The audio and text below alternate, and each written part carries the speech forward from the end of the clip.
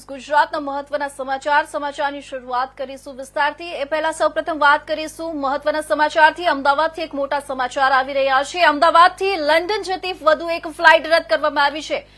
અમદાવાદથી લંડન જતી વધુ એક ફ્લાઇટ રદ કરાઈ છે। એર ઇન્ડિયાની ફ્લાઇટમાં ટેકનિકલ ખામી સર્જાતા ફ્લાઇટ રદ કરાઈ છે।